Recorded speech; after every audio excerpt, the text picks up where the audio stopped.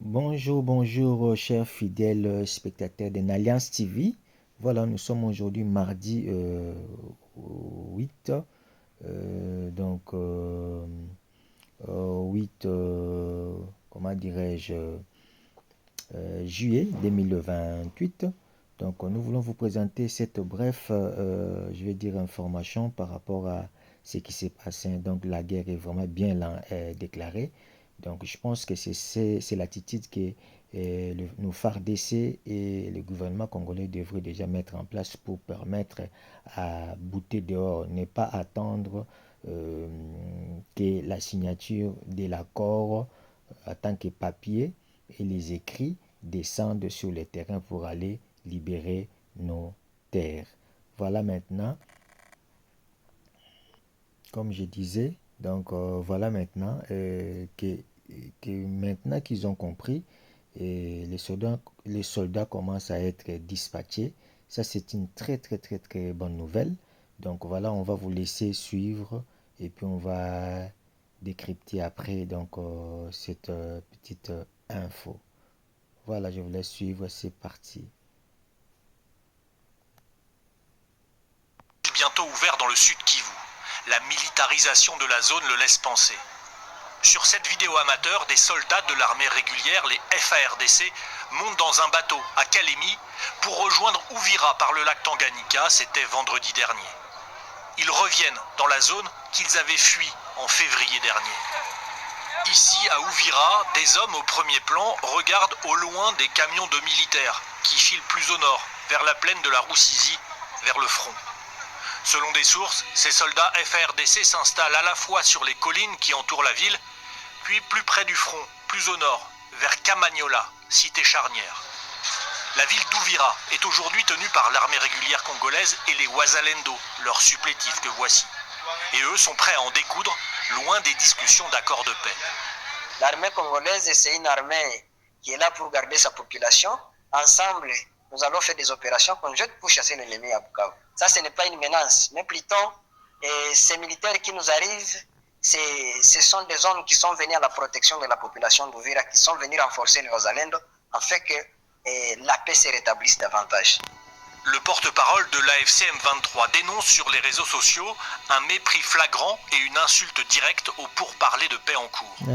Mais le M23, lui aussi, a fait venir des troupes à Bukavu.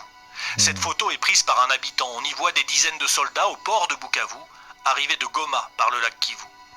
Tous les signes d'une confrontation prochaine sont là avec ce renforcement militaire des deux côtés. La peur s'installe dans la population.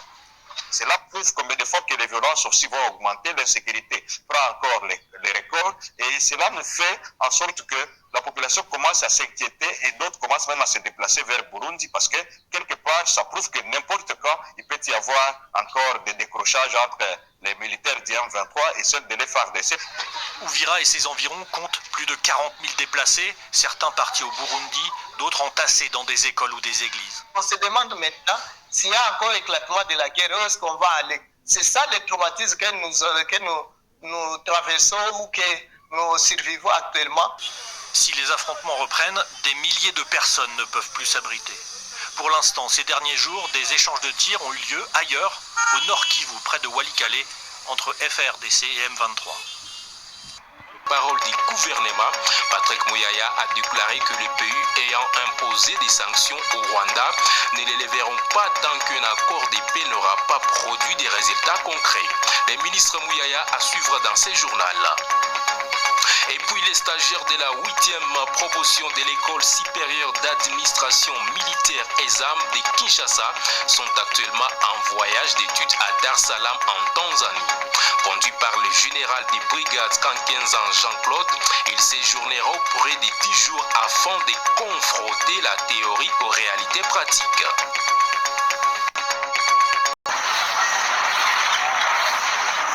Samedi 5 juillet 2025, Bunia se réveille au rythme de l'image qu'elle mérite. Sur la route asphaltée d'Issayo s'alignent les femmes déterminées à assainir la ville. Bunia Osafi, c'est le nom de cette entreprise d'assainissement qui vient de naître avec un seul objectif en toile de fond, accompagner les efforts des autorités dans la transformation spectaculaire de la capitale provinciale d'Idituri.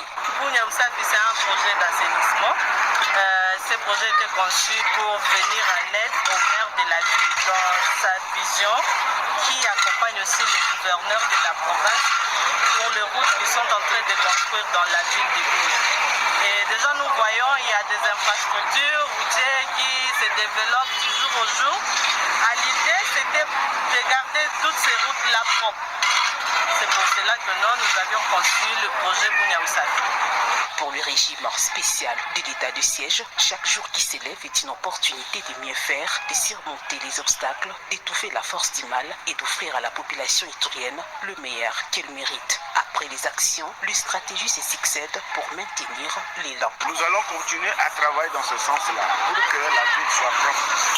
Parce que le gouverneur nous a encore promis une cinquantaine de kilomètres. C'est pourquoi nous ai dit qu'avec les 100 personnes, ça ne va pas servir. Il fallait maintenant commencer à travailler par la commune. Comme nous avons 3 communes, chaque commune aura 200 personnes.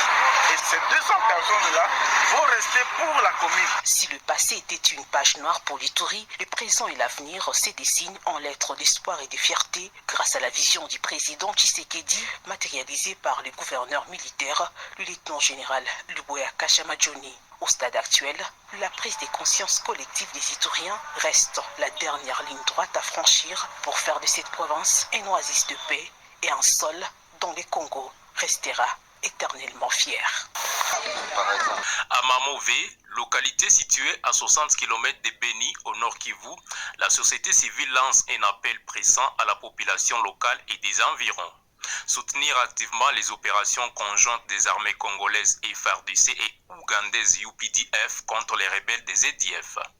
Depuis 3 jours, les forces armées mènent des frappes ciblées sur les bastions des EDF dans les territoires voisins d'Irumu et de Mambasa à Ituri. Il est crucial de couper l'herbe sous les pieds de l'ennemi, déclare Kinos Katouo, président de la société civile de Mamové, une localité limitrophe des zones visées.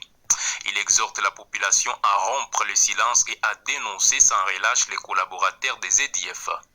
Nous mettons en garde ceux qui persistent à collaborer, à ravitailler, à informer cet ennemi. Il n'est plus temps d'être complice de ceux qui ont fait souffrir notre population pendant tant d'années. Nous devons dénoncer leurs complices sans exception. Selon des informations relayées par la société civile, la force conjointe FARDC-UPDF a intensifié ses bombardements durant le week-end, ciblant les bases des EDF situées à Botoké, Mangui-Dangida, Manonono, Nambese et Menzi-Menzi, tant dans le territoire de Mambasa que dans celui d'Irumu. Les frappes qui ont débuté samedi soir et se sont poursuivies tout au long des dimanches ont visé des positions clés de l'organisation terroriste. Face à cette escalade militaire, la société civile appelle à la plus grande prudence, en particulier pour les populations qui cultivent le long des rivières Ituri et Samboko, ainsi que dans les localités mentionnées. Nous demandons instamment aux habitants de ces zones de les quitter temporairement pour éviter toute confusion avec l'ennemi EDF ou d'être victimes de tirs croisés, insiste Kinos Katouo. La sécurité de la population est notre priorité absolue.